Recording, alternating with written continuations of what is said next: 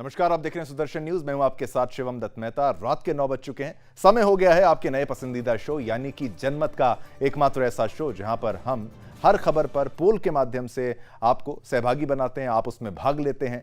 Social media platform x से, जहां पर आप, जो पहले ट्विटर था, वहां पर आप वोट कर सकते हैं। हर खबर पर आपकी राय हम दिखाते हैं आपको। और आज आपके नए फेवरेट कार्यक्रम यानी कि जनमत में जिन विषयों पर, जी ये है नाम कार्यक्रम का, पहले फ्लोर ग्राफिक्स में जिसके बारे में आज हम चर्चा करेंगे, जो बड़े मुद्दे आज के होने वाले हैं उन पर नजर डाल लेते हैं। जी हां, प्रधानमंत्री नरेंद्र मोदी का नामांकन, सबसे बड़ा चेहरा इस वक्त, और भाजपा के मुख्य लीडर के रूप में अगर मैं कहूं तो गलत नहीं होगा, तो वाराणसी से इनके नामांकन की तस्वीरें और क्या रिकॉर्ड, क्या इतिहास रहा है, इसके बारे में आज आपको जानना बेहद जरूरी है। विस्तार से समझाएंगे स्पेशल रिपोर्ट के माध्यम से। और मोदी जी की बातें, ये भी क्या रहेगा इसमें, क्या स्टोरी रहेगी, क्या पैकेज रहेगा, क्या खास रहेगा आज हमारी तरफ से आपके लिए, वो आपको देखना है। आगे बढ़ेंगे और सेना और राहुल जी, राहुल गांधी ने क्या कह दिया है, क्या अग्निवीर से जुड़ा हुआ मुद्दा है, हाँ या नहीं, ये आपको जानना है तो रुकना पड़ेगा, हमारे साथ रहना पड़ेगा जनमत में। और हर पैकेज पे, हर स्टोरी पर, हर रिपोर्ट पर पोल के माध्यम से आपसे हमने प्रश्न पूछा है, आपकी राय भी हम दिखाएंगे। एकमात्र ऐसा शो है जहां पर सभी की राय आती है, खाली मैं जो बोल रहा हूं उतना ही वहां तक खत्म नहीं हो जाता, आपकी बात भी आती है। और आगे बढ़ेंगे, बात करेंगे धमाकों की, धमकियां। जी हां, लगातार कभी स्कूलों को धमकियां आ रही हैं, .rus यानी रशिया का सर्वर इस्तेमाल किया जाता है, हालांकि पता लगता है पाकिस्तान से किया जा रहा है। और अब हॉस्पिटलों को धमकियां मिलती हैं, हर जगह धमकियां ही मिल रही हैं, कभी एयरपोर्ट्स को धमकियां मिल रही हैं। सिलसिला क्या है, इस पर भी स्पेशल रिपोर्ट आपको देखनी है, आज जरूरी बनती है। आगे बढ़ेंगे और बात करेंगे जजों की नियुक्ति पर भी विवाद जो आज चल रहा है, उसके बारे में भी आपको बताएंगे। और उसके बाद चाबहार, जी हां, चाबहार बंदरगाह के बारे में, भारत का हुआ है चाबहार, और कौन सी ऐसी एक MOU कह लीजिए, एक एग्रीमेंट कह लीजिए जो साइन हुई है, उसके बारे में बताएंगे। इसके बाद अगला जो मुद्दा रहेगा जजों की नियुक्ति पर विवाद, वो भी एक स्पेशल है, कहीं और आपको ये नहीं मिलेगा, लेकिन हमने ये आपके लिए स्पेशल स्टोरी बनाई है जिसको आपको देखना चाहिए, महत्वपूर्ण स्टोरी है। आगे बढ़ेंगे और बात करेंगे घुटनों पर पाकिस्तान क्यों आ गया है, आपको जानना होगा, महत्वपूर्ण है आपके लिए पाकिस्तान, जो कि मांगता है कश्मीर, लेकिन उससे अपना बाकी पूरा पाकिस्तान तो समझ ही नहीं रहा है, कश्मीर तो बिल्कुल हाथ से जाता हुआ नजर आ रहा है। एक कदम और आगे बढ़ेंगे, अगले फ्लोर ग्राफिक्स में सुशील मोदी को याद करते हुए, एक थे सुशील मोदी, उनकी जीवनी के बारे में आपको बताया जाएगा, महत्वपूर्ण दिनों के बारे में बताया जाएगा, क्या कुछ खास रहा वो आपको जानना बेहद आवश्यक है। और इसके आगे आपने तोड़ी चुप्पी, क्या स्वाति मालीवाल से जुड़ा मुद्दा है, क्या यहाँ पर संजय सिंह ने कुछ कहा है, या अरविंद केजरीवाल की तरफ से कोई प्रतिक्रिया आई है, सारी बातें, कहीं नहीं जाना है, जनमत में आपको सारी बातें मिलेंगी, सारी बड़ी खबरें मिलेंगी। शुरुआत करते हैं आपके शो की, जनता के शो की, जनमत की। जनमत में आज खबर की शुरुआत करेंगे पवित्र नगरी यानी कि वाराणसी से, जहां प्रधानमंत्री नरेंद्र मोदी ने आज अपना नामांकन दाखिल कर दिया है। पीएम मोदी यूपी की वाराणसी लोकसभा सीट से तीसरी बार अपना नामांकन दाखिल करने वाले हैं, उन्होंने दाखिल किया है, माफ कीजिएगा। इस दौरान सीएम योगी उनके साथ मौजूद रहे। पीएम मोदी वाराणसी के डीएम के ऑफिस पहुंचे तो वहां भारी भीड़ उनका इंतजार कर रही थी। पीएम ने सबका अभिवादन किया और फिर नामांकन के लिए डीएम ऑफिस में गए। नामांकन के बाद पीएम मोदी रुद्राक्ष कन्वेंशन सेंटर के लिए निकले, जहां भाजपा के नेताओं के साथ उन्होंने बैठक भी की। इसके पहले उन्होंने वाराणसी के दशाश्वमेध घाट पर पूजा अर्चना भी की। और क्या शामिल था आज के नामांकन दिवस में, जो कि आज उन्होंने नामांकन किया है, देखिए हमारी इस खास रिपोर्ट में।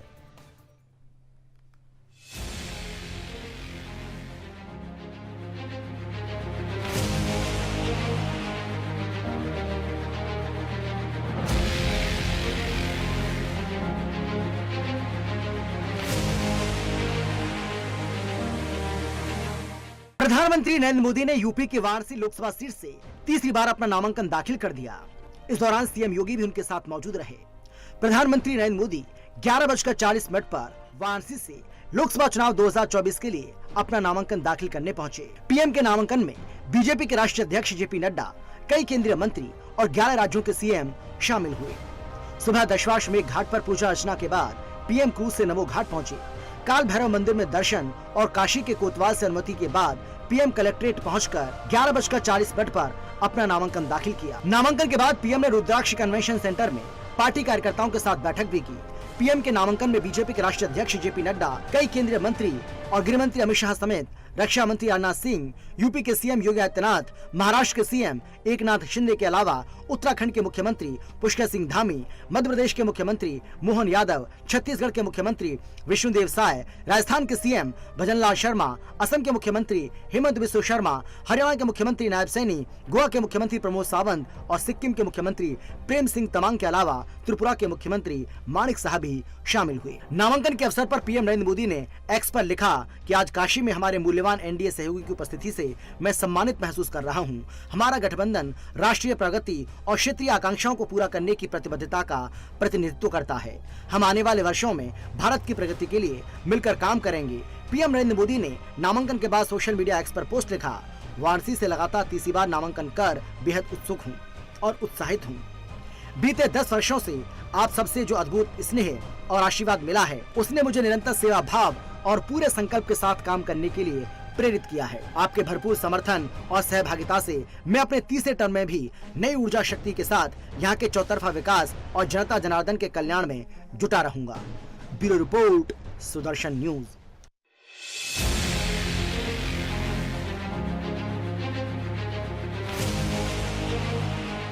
तो खबर आपने देखी और इस पर भी हमने पोल के माध्यम से आपसे प्रश्न पूछा ट्विटर पर, सोशल मीडिया प्लेटफॉर्म एक्स जिसे कहते हैं। प्रश्न ये था, पीएम मोदी की मेहनत कर पाएगी 400 पार? तो ये उत्तर देख लीजिए, 87% लोग हाँ में जवाब दे रहे हैं, 13% ना में जवाब देने वाले हैं। लेकिन बहुमत, काफी बड़ा बहुमत कहूंगा, 87% लोग ये मान रहे हैं कि पीएम मोदी की मेहनत 400 पार का नारा हासिल कर पाएगी। क्योंकि जीत की बात तो कही जाती है, लेकिन 400 पार की बात जब की जाती है, कुछ लोग कहते हैं क्या ये अचीवेबल है, क्या ये हासिल किया जा सकता है? नहीं किया जा सकता। अगर किया जा सकता है तो पोल में आपने जो उत्तर दिया उसी से मैं समझ सकता हूं हाँ किया जा सकता है, क्योंकि जनता का मत जनमत में ये साबित करता है कि पीएम मोदी 400 पार की अपनी मेहनत से ला पाएंगे। जनमत में अब बात करेंगे मोदी जी के नामांकन के बाद प्रधानमंत्री मोदी ने नामांकन पर क्या कुछ कहा, और नजर डालेंगे आज के कुछ खास बयानों और तस्वीरों पर भी। पीएम मोदी, नरेंद्र मोदी के रोड शो में कई अद्भुत नजारे देखने को मिले। शहर की हृदय स्थली कहा जाने वाला गौदौलिया चौराहा तो देखते ही बन रहा था। पूरे सड़क पर केसरिया पट्टों से उसको सजाया गया था। साथ ही रंग बिरंगी लाइटें व झालर मानो कह रही हैं कि आपका हार्दिक स्वागत है। गलती ना हो जाए। दूसरा, मेरे मन में भाव रहता है, हो सकता है मेरी मां ने मुझे जन्म दिया। देखिए, इसको क्या कहूंगा मैं। पुंडरीकाक्ष पुनातो स्वस्ति न इंद्रो वृद्धसरावाः स्वस्ति नः पूषा विश्ववेदाः स्वस्ति नस्तार्क्ष्यो अरिष्टानेमिः स्वस्ति नो बृहस्पतिर्दधातु स्वस्ति स्वया विनाशाख्या पुण्यकल्याणवृद्धिदा विनायक प्रिय। झारखंड में आज अपनी आस्था का पालन करना मुश्किल हो गया है। हमारा आराध्यों की मूर्तियां तोड़ी जा रही है। जिहादी मानसिकता वाले घुसपैठिए झुंड बनाकर हमला कर रहे हैं। झारखंड सरकार आंखें मूंद करके बैठी है, पीछे से समर्थन कर रही है। इन घुसपैठियों ने राज्य में हमारी बहनों बेटियों की सुरक्षा को खतरे में डाला हुआ है। क्या झामुमो कांग्रेस आरजेडी वालों को आपका एक वोट भी मिलना चाहिए क्या? उनको कहीं पर भी जगह मिलनी चाहिए क्या? हर बूथ में से उनका पराजय होना चाहिए कि नहीं होना चाहिए? भाइयों और बहनों, इंडी गठबंधन वालों का तुष्टीकरण का खेल अब चरम पर पहुंच चुका है। बात करेंगे अब अगली खबर की, जिसमें राहुल गांधी का एक बड़ा ही बेतुका बयान सामने आया है, जिसका ना सिर है ना पैर है। खैर, राहुल गांधी के लगभग ऐसे बयानों से वो हमेशा फंसते हुए नजर आते हैं। और आपको बताएं, हम मुद्दे पर आते हुए आपको ये बताते हैं कि राहुल गांधी के ताजा बयान की, जिसमें उन्होंने अग्निवीर योजना का जिक्र करते हुए भारतीय सेना पर टिप्पणी की है। आखिर क्या कुछ उन्होंने कह दिया, राहुल गांधी ने क्या कुछ कहा है, देखिए हमारी स्पेशल रिपोर्ट में।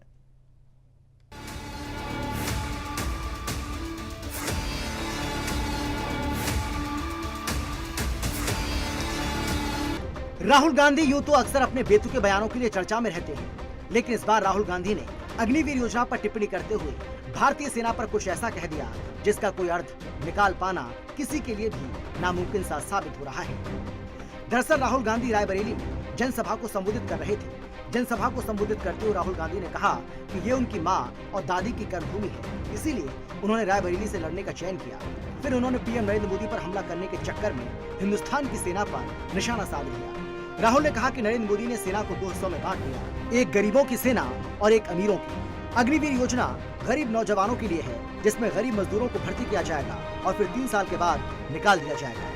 राहुल गांधी ने कहा कि मोदी अग्निवीर योजना अडानी अंबानी के फायदे के लिए लाए। अब ऐसा राहुल गांधी ने क्यों कहा, ये तो वही जाने, लेकिन आप भी सुनिए और क्या कहा राहुल गांधी ने। नरेंद्र मोदी ने 2 तरीके के जवान बना दिए। एक जो गरीबों का बेटा होगा, दलितों का, आदिवासियों का, पिछड़ों का, गरीब जनरल कास्ट परिवारों का बेटा होगा, माइनॉरिटी का बेटा होगा। और दूसरा जो अमीर घर का बेटा होगा। जो गरीब घर का बेटा है उसे उन्होंने एक नया नाम दिया है, अग्निवीर। और उससे ये कह रहे हैं कि देखो, अगर तुम शहीद होगे तो तुम्हें शहीद का दर्जा नहीं मिलने वाला है। क्यों? क्योंकि तुम अग्निवीर हो और तुम्हारा परिवार गरीब है। तुम्हें पेंशन भी नहीं मिलेगी, तुम्हें कैंटीन की सुविधा भी नहीं मिलेगी। अगर तुम शहीद हुए, तुम्हारी परिवार की, हिंदुस्तान की सरकार तुम्हारे परिवार की रक्षा नहीं करेगी। मगर अगर आप अग्निवीर नहीं हो, अगर आप सीनियर अफसर हो या 4 में से आप एक हो, कैसे चुना जाएगा आप सबको मालूम है? मालूम है ना कैसे चुना जाएगा? हाँ, अगर आप वो हो तो आपको पेंशन मिलेगी, शहीद का दर्जा मिलेगा, मेडल मिलेंगे, कैंटीन मिलेगी और सरकार अंतिम क्षण तक आपके और आपके परिवार की रक्षा करेगी। मतलब सेना के अंदर इन लोगों ने 2 हिंदुस्तान, 2 तरीके के शहीद बना दिए। अभी हम ये मोदी ने क्यों किया? सबसे पहले आपको बताना चाहता हूं, हिंदुस्तान की सेना अग्निवीर के खिलाफ है। हिंदुस्तान की सेना अग्निवीर नहीं चाहती है। नरेंद्र मोदी और नरेंद्र मोदी के ऑफिस ने देश पर अग्निवीर योजना थोपी है। क्यों? क्योंकि नरेंद्र मोदी चाहते हैं कि जो पैसा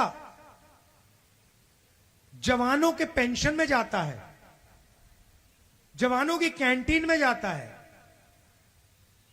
वो पैसा अदानी को डिफेंस कॉन्ट्रैक्ट के माध्यम से मिल जाए। अब राहुल गांधी का चुनाव प्रचार की आड़ में केंद्र सरकार और पीएम मोदी पर निशाना साधना तो अलग बात है, लेकिन भारतीय सेना पर सवाल खड़ा करना ये बात समझ से परे है। अब ऐसे में सवाल ये खड़ा होता है कि क्या राहुल गांधी सेना को बांटना चाहते हैं, सेना में भी विभाजन करना चाहते हैं? Bureau report, Sudarshan news.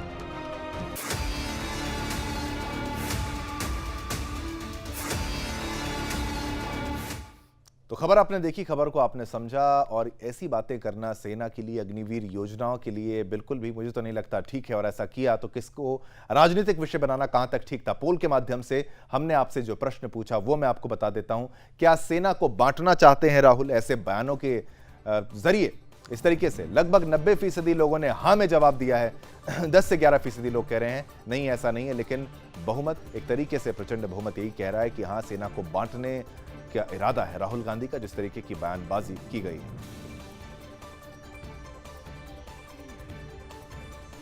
राजधानी दिल्ली में ईमेल के जरिए लगातार बम से उड़ाने की धमकी मिल रही है। आपको बता दें कि हाल ही में दिल्ली के 200 स्कूलों को बम से उड़ाने की धमकी मिली थी। मामला अभी शांत भी नहीं हुआ था कि एक बार फिर अस्पतालों को ईमेल के माध्यम से धमकी मिल गई है। इस बार स्कूलों के बाद दोबारा से अस्पतालों को धमकी दी गई है। हम तस्वीरें भी आपको दिखाएंगे। इससे पहले दिल्ली में स्कूलों, अस्पतालों, एयरपोर्ट और रेलवे की CPRO बिल्डिंग को बम से उड़ाने की धमकी दी गई थी। दिल्ली में दीपचंद बंधु अस्पताल, GTP अस्पताल, दादा देव अस्पताल, हेडगेवार अस्पताल और अन्य कई अस्पतालों को बम से उड़ाने की धमकी वाला ईमेल मिला है। वहीं दिल्ली के 20 से अधिक अस्पतालों, IGI एयरपोर्ट समेत उत्तर रेलवे की CPRO बिल्डिंग को बीते रविवार को बम से उड़ाने की धमकी मिली थी। बम रखे होने की सूचना आरोपी ने सभी जगह ईमेल के माध्यम से दी थी। दिल्ली पुलिस के वरिष्ठ अधिकारी ने बताया कि बीते रविवार दोपहर दिल्ली के 20 अस्पतालों के अलावा IGI और उत्तर रेलवे के CPRO दफ्तर को बम से उड़ाने का एक ईमेल आया था। पहले संजय गांधी अस्पताल और बुराड़ी सरकारी अस्पताल प्रशासन ने ईमेल देखकर पुलिस को यह खबर दी थी। तो देखिए, लगातार ये बम्स देने उड़ाने की धमकियां जो आती हैं ईमेल के माध्यम से आती हैं, इसका सोर्स पहले पाकिस्तान में पाया भी गया था। जो प्रॉक्सी सर्वर है उसका इस्तेमाल किया जाता था, वो रूस का बताया जाता था। लेकिन लगातार ऐसी धमकियां आ रही हैं और स्कूलों के बाद फिर से अब अस्पतालों को तो सिलसिलेवार तरीके से जो धमकियां दी जा रही हैं, इसके पीछे कोई ना कोई बड़ा हाथ है, कोई ना कोई बड़ी साजिश है। और चुनावों के दौरान इस तरीके की धमकी देना ये किसी न किसी की हताशा को दर्शाता है और पाकिस्तान बिल्कुल हताश है। अगर पाकिस्तान हताश है तो ये आप सोचिए कि आप चुनाव में अगर वोट डाल रहे हैं तो आपका फैसला बिल्कुल सही हो रहा होगा। इसीलिए पाकिस्तान परेशान है और आप ही को रोकने का, परेशान करने का ये एक तरीका है और आपको बिल्कुल भी डरना नहीं है। ये सभी कपोल कल्पना है, ये केवल धमकियां ही आप इनको समझिए, इसमें कोई सच्चाई नहीं है। लेकिन हर धमकी को सीरियसली लेते हुए खबर पर जैसी खबर आती है, हमारी सिक्योरिटी एजेंसीज लगातार उसकी जांच करने का प्रयास करते हैं। पोल के माध्यम से हमने आपसे जो प्रश्न पूछा वो भी आपको बता देते हैं। चुनाव की वजह से आ रही बम धमकियां क्या है चुनाव के कारण हो रहा है? 93% लोगों ने हाँ में जवाब दिया, 7% लोगों ने ना में जवाब दिया। तो बहुमत, प्रचंड बहुमत कह रहा है कि चुनाव की वजह से आ रही हैं धमकियां।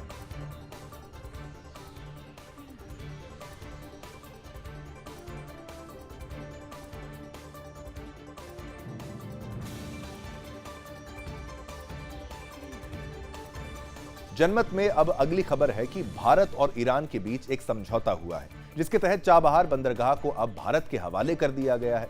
जी हां, भारत और ईरान के बीच चाबहार बंदरगाह को लेकर 10 साल के अनुबंध पर हस्ताक्षर हो गया है। इस समारोह में भारत की तरफ से बंदरगाह, जहाजरानी और जल मार्ग मंत्री सर्बानंद सोनोवाल शामिल हुए हैं।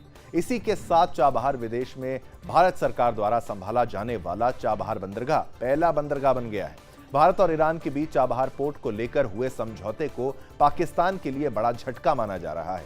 साथ ही ईरान और भारत के बीच हुआ यह समझौता अमेरिका को भी रास नहीं आया है। आखिर क्या है यह समझौता और क्या लाभ मिलेगा इससे भारत को, और क्यों पाकिस्तान, चीन और अमेरिका को रास नहीं आ रहा है यह समझौता? देखिए हमारी यह खास रिपोर्ट और मामले की गंभीरता को समझिएगा।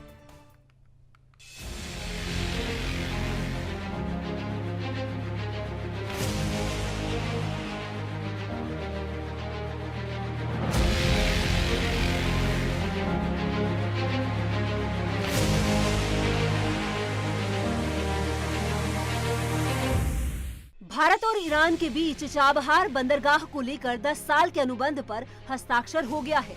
इस समारोह में भारत की तरफ से बंदरगाह, जहाजरानी और जलमार्ग मंत्री सर्बानंद सोनोवाल शामिल हुए और इसी के साथ चाबहार विदेश में भारत सरकार द्वारा संभाला जाने वाला पहला बंदरगाह बन गया है। भारत ने चाबहार बंदरगाह के विकास के लिए $250 मिलियन की क्रेडिट विंडो का ऑफर भी दिया है। वर्तमान में चाबहार बंदरगाह को अंतर्राष्ट्रीय उत्तर दक्षिण परिवहन गलियारे के साथ एकीकृत करने की योजना पर काम चल रहा है, जिससे ईरान के माध्यम से रूस के साथ भारत की कनेक्टिविटी आसान हो जाएगी। चाबहार बंदरगाह का लाभ उठाकर भारत का लक्ष्य पाकिस्तान को दरकिनार कर अफगानिस्तान और उससे आगे मध्य एशिया तक सीधी पहुंच स्थापित करना है। चाबहार बंदरगाह भारत के लिए रणनीतिक महत्व रखता है, क्योंकि यह देश को अफगानिस्तान, मध्य एशिया और व्यापक यूरेशियन क्षेत्र से जोड़ने वाली एक महत्वपूर्ण कड़ी के रूप में कार्य करता है। और इसके अलावा इस पहल को पाकिस्तान के ग्वादर बंदरगाह और चीन की बेल्ट एंड रोड पहल के प्रति संतुलन के रूप में देखा जाता है। चाबहार के विकास पर चर्चा 2003 से चली आ रही है।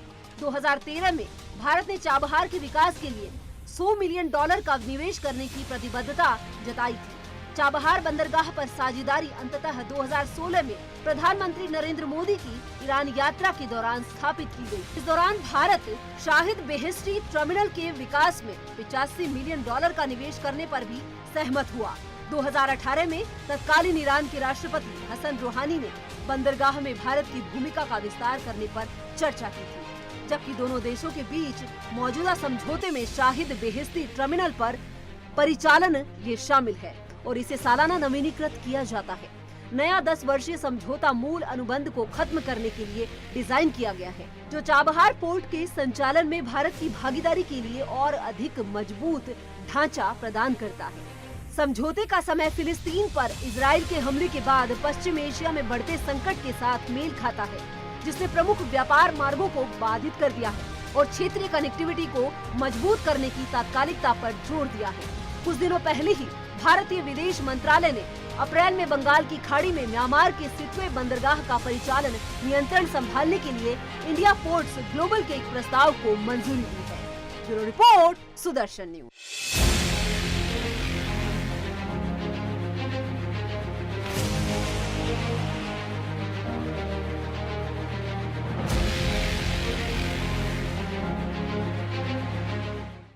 चलिए, आपने देखा भारत की कैसे लगातार जीत हो रही है और जो अमेरिका भी इससे परेशान है उसका भी कारण है कि भाई ईरान से कोई समझौता करता है तो अमेरिका को ये बात पसंद नहीं है। वो भी एक अलग बड़ा मुद्दा है, उसमें इजराइल का एंगल भी देख सकते हैं आप। इंटरनेशनल बहुत सी बातें ऐसी हैं जो महत्वपूर्ण है, लेकिन भारत की एक जीत के रूप में ही आप इसको देखिएगा। और पाकिस्तान को मिर्ची लगती है, चीन को मिर्ची लगती है, तो आप समझ जाइए कुछ अच्छा ही हो रहा है, भारत के लिए बेहतर ही हो रहा है।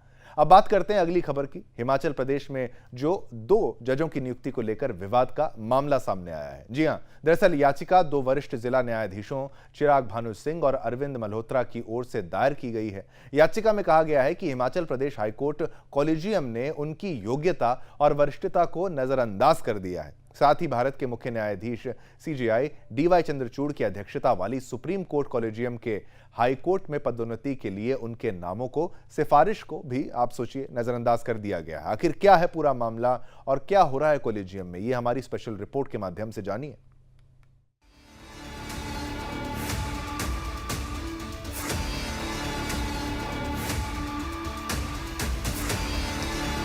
हिमाचल प्रदेश में 2 जजों की नियुक्ति को लेकर विवाद का मामला सामने आया है।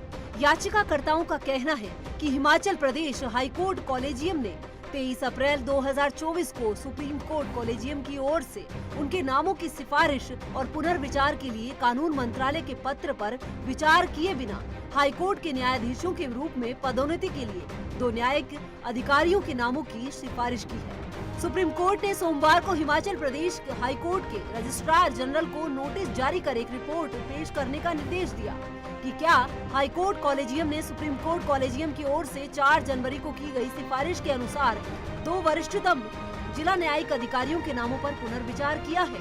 आपको बता दें कि इस मामले में दोनों याचिकाकर्ता सबसे वरिष्ठ न्यायिक अधिकारी हैं। कॉलेजियम द्वारा नियुक्त किए गए इन जजों के खिलाफ मामला सुप्रीम कोर्ट तक पहुंच गया है। हाईकोर्ट के इस फैसले को लेकर प्रदेश के ही 2 जिला जजों ने मोर्चा खोल दिया है। वह राज्य के सबसे वरिष्ठ जिला जज थे, लेकिन उनकी जगह हाईकोर्ट के कॉलेजियम ने दूसरे जूनियर लोगों को भर्ती कर लिया। इन दोनों जजों ने आरोप लगाया है कि इस नियुक्ति के दौरान नियमों का पालन नहीं हुआ और सुप्रीम कोर्ट के दिशा निर्देशों तक को नजरअंदाज कर दिया गया। इन दोनों जजों ने कहा कि उनका नाम चीफ जस्टिस DY चंद्रचूड़ वाले सुप्रीम कोर्ट के कॉलेजियम की तरफ से हिमाचल प्रदेश हाईकोर्ट को दिया गया था। दोनों जजों ने सुप्रीम कोर्ट से कहा कि नाम की संस्तुति CJI चंद्रचूड़ के कॉलेजियम के बाद देश के कानून मंत्रालय ने भी की थी। कानून मंत्रालय ने एक पत्र लिखकर हिमाचल प्रदेश के हाईकोर्ट कॉलेजियम को मल्होत्रा और सिंह नामों पर विचार करने के लिए कहा था। दोनों जजों ने सुप्रीम कोर्ट का दरवाजा खटखटाते हुए कहा है कि उनका नाम एक बार जुलाई 2023 और फिर जनवरी 2024 सुप्रीम कोर्ट द्वारा सुझाया गया था, लेकिन इन सबके बावजूद हिमाचल हाईकोर्ट ने उनको प्रमोशन नहीं दिया। दोनों जजों ने आरोप लगाया कि उनके नाम को नजरअंदाज कर दिया गया। मल्होत्रा और सिंह ने सुप्रीम कोर्ट में दी गई याचिका में कहा है कि हिमाचल प्रदेश हाईकोर्ट ने उनकी जगह पर उनसे 2 जूनियर लोगों को नियुक्त कर दिया जो कि अयोग्य है और उनके नामों को हटा दिया गया, जबकि उनका ट्रैक रिकॉर्ड शानदार रहा है। दोनों जजों ने मेरिट की अनदेखी का आरोप हिमाचल प्रदेश हाईकोर्ट पर लगाया है। दोनों जजों ने हिमाचल प्रदेश हाईकोर्ट द्वारा की गई नियुक्तियों पर रोक लगाने की मांग की है और कहा है कि सुप्रीम कोर्ट उनकी इस समस्या का समाधान निकाले। तो वहीं अब इस मामले पर सीजीआई डीवाई चंद्रचूड़ के दखल के कयास लगाए जा रहे हैं और अब इस मामले में अगली सुनवाई 15 जुलाई को होगी। Bureau report, Sudarshan news.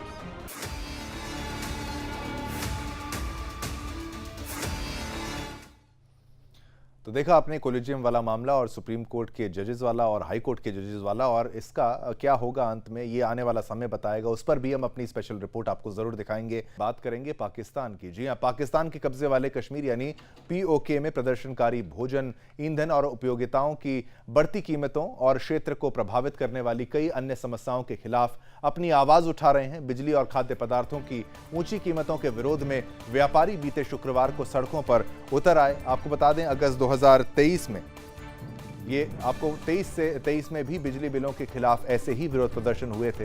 ये आप जान लीजिए कि पीओके में सड़कों पर हुए हिंसक विरोध प्रदर्शन में एक पुलिस अधिकारी की मौत हो गई और 90 से अधिक लोग घायल हो गए। क्षेत्र में व्यापारियों के नेतृत्व वाले संगठन ज्वाइंट आवामी एक्शन कमेटी के लगभग 70 सदस्यों को हड़ताल के दौरान गिरफ्तार किया गया, जिसके बाद हिंसा और भी भड़क उठी। पाकिस्तान के आर्थिक संकट और उच्च मुद्रास्फीति के कारण वहां के लोगों को कठिनाइयों का सामना करना पड़ा है और भारत के साथ व्यापार बंद होने से व्यापारियों का एक वर्ग भी प्रभावित हुआ है। ये वहीं की तस्वीरें हम आपको दिखा रहे हैं आपके टीवी स्क्रीन पर। और फरवरी 2019 के पुलवामा आतंकी हमले के बाद भारत द्वारा सूखे खजूर, सेंधा नमक, सीमेंट और जिप्सम जैसे पाकिस्तानी उत्पादों पर सीमा शुल्क बढ़ाकर 200% करने के बाद पीओके में व्यापारियों का भारी नुकसान हुआ है।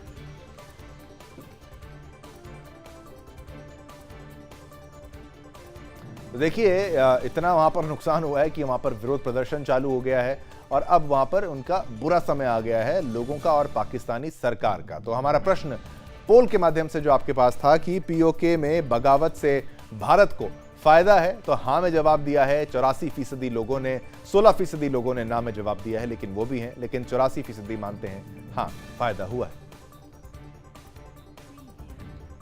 आगे बढ़ते हैं, बात करेंगे सुशील मोदी जी की। बीजेपी के वरिष्ठ नेता और बिहार के पूर्व उप मुख्यमंत्री सुशील कुमार मोदी का 72 वर्ष की आयु में निधन हो गया। वह कैंसर से पीड़ित थे।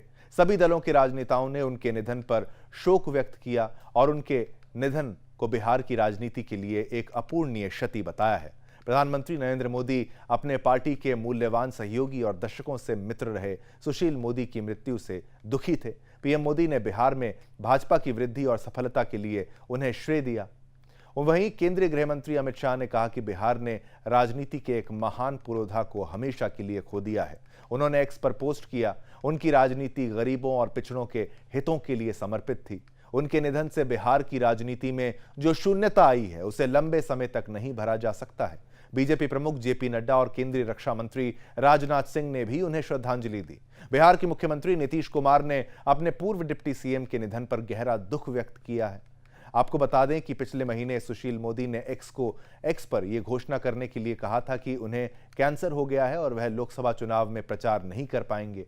पूर्व उप मुख्यमंत्री सुशील मोदी के पार्थिव शरीर को आपको बता दें आरएसएस कार्यालय से विधान परिषद परिसर के लिए ले जाया गया। वहां पर अंतिम दर्शन के लिए लोगों की जो भीड़ थी वो उमड़ पड़ी। इसके बाद पार्थिव शरीर को भाजपा कार्यालय में अंतिम दर्शन के लिए लाया गया। दीघा घाट पर उनका अंतिम संस्कार किया गया। सुदर्शन न्यूज पर भी सुशील मोदी जैसे महान व्यक्तित्व को भावपूर्ण श्रद्धांजलि अर्पित करते हुए उनके स्वर्गवास पर आत्मा की शांति की हम कामना करते हैं। आगे बढ़ेंगे, चलिए बात करते हैं दिल्ली की। दिल्ली के मुख्यमंत्री अरविंद केजरीवाल के आवास में आम आदमी पार्टी यानी आप की राज्यसभा सांसद स्वाति मालीवाल से बदसलूकी मामले में आपने चुप्पी तोड़ी है। आप नेता और राज्यसभा सांसद संजय सिंह ने कहा कि कल बहुत ही निंदनीय घटना घटी। कल सुबह सीएम अरविंद केजरीवाल से मिलने आपकी राज्यसभा सांसद स्वाति मालीवाल पहुंची थी। ड्राइंग रूम में स्वाति मालीवाल अरविंद केजरीवाल का इंतजार कर रही थी। इसी बीच आवास के स्टाफ में से वैभव कुमार पहुंचे और स्वाति मालीवाल के साथ अभद्रता और बदतमीजी की। संजय सिंह ने कहा कि इस पूरी घटना का मुख्यमंत्री ने संज्ञान लिया है। इस मामले में सख्त कार्रवाई की जाएगी। स्वाति मालीवाल ने देश और समाज के हित में कई काम किए हैं। पार्टी की सीनियर और पुरानी लीडर्स में से वह एक हैं। हम सब उनके साथ हैं। अब देखिए, इससे पहले पुलिस अधिकारियों ने बताया कि आपकी राज्यसभा सांसद स्वाति मालीवाल सोमवार को सिविल लाइंस थाने गईं और आरोप लगाया कि दिल्ली के मुख्यमंत्री अरविंद केजरीवाल के निजी स्टाफ के एक सदस्य ने उनके साथ दुर्व्यवहार किया। पुलिस जानकारी के मुताबिक सुबह 9:34 पर पीएस सिविल लाइंस में एक पीसीआर कॉल आई, जिसमें एक महिला ने कहा कि उसके साथ सीएम हाउस में मारपीट हुई है। कुछ देर बाद सांसद मैडम थाना सिविल लाइंस आईं और लेकिन बाद में शिकायत देने की बात कहकर चली गईं। अब इस मामले पर राजनीति गर्मा गई है, जिसके बाद तमाम नेताओं द्वारा बयानबाजी की जा रही है। लेकिन आइए आपको सुनाते हैं क्या कहा है संजय सिंह ने इस पर। कल बहुत ही निंदनीय घटना घटित हुई, जिसके बारे में आपको बताना चाहता हूं। कल सुबह अरविंद केजरीवाल जी से मिलने स्वाति मालीवाल जी उनके आवास पर पहुंची थीं। ड्राइंग रूम में केजरीवाल जी का इंतजार कर रही थीं। इस बीच विभव कुमार जी वहां पर पहुंचे और उनके साथ अभद्रता और बदतमीजी की। इस पूरी घटना को दिल्ली के मुख्यमंत्री जी ने संज्ञान में लिया है और वो इस मामले में सख्त कार्रवाई करेंगे। जहां तक स्वाति मालीवाल जी का प्रश्न है, उन्होंने देश के लिए, समाज के लिए बहुत बड़े काम किए हैं। पार्टी की सीनियर और पुरानी लीडर्स में से एक है। हम सब उनके साथ हैं। चलिए एक और बड़ी खबर के बारे में आज आपको बता दें, जहां पर दिल्ली के लोधी रोड में हमारे सीएमडी साहब ने, हमारे प्रधान संपादक सुदर्शन न्यूज के सुरेश चौहानकी जी ने आपको बताएं, अखिल भारतीय छत्रपति संभाजी महाराज जयंती महोत्सव वहां पर आयोजित की गई थी, जहां पर उन्होंने भाग लिया। और सुरेश चौहानकी जी ने मंच से महाराष्ट्र की संस्कृति बचाने रखने की अपील की। साथ ही ये भी कहा कि महाराष्ट्र वीरों की भूमि है। इस राष्ट्र को बचाए रखने के लिए पहले भी महाराष्ट्र से ही वीर पैदा हुए हैं और आगे भी मराठी माओं की कोख से वीर पैदा होते रहेंगे। आपको बता दें कि छत्रपति शिवाजी महाराज के पुत्र धर्मवीर छत्रपति संभाजी महाराज ने अपने पिता की मृत्यु के बाद मराठा साम्राज्य को संभाला। उन्होंने संभाजी राज के तहत 1681 से लगभग 1690 यानी कि 9 वर्षों तक दूसरे छत्रपति के रूप में शासन किया था। 14 मई यानी कि आज का दिन उनकी जयंती के रूप में मनाया जाता है। उन्हीं की जयंती के विशेष अवसर पर छत्रपति संभाजी महाराज की बहादुरी और प्रशासनिक कौशल को आपको बताएं राष्ट्रीय स्तर तक पहुंचाने के लिए आज छत्रपति संभाजी महाराज जयंती महोत्सव समिति द्वारा दिल्ली में मनाया गया। और इस कार्यक्रम का उद्घाटन सुदर्शन न्यूज चैनल के मुख्य निदेशक माननीय श्री डॉक्टर सुरेश चौहानकी जी द्वारा किया गया है। सुरेश चौहानकी जी ने मंच से महाराष्ट्र की संस्कृति बचाए रखने की अपील की। साथ ही ये भी कहा कि महाराष्ट्र वीरों की भूमि है। इस राष्ट्र को बचाए रखने के लिए पहले भी महाराष्ट्र से ही वीर पैदा हुए हैं और आगे भी मराठी माओं के कोख से वीर पैदा होते रहेंगे। और क्या कुछ कहा है मुख्य अतिथि के रूप में सुदर्शन न्यूज के प्रधान संपादक हिंदू शेर डॉक्टर सुरेश चौहानकी जी ने, आप भी सुनिए।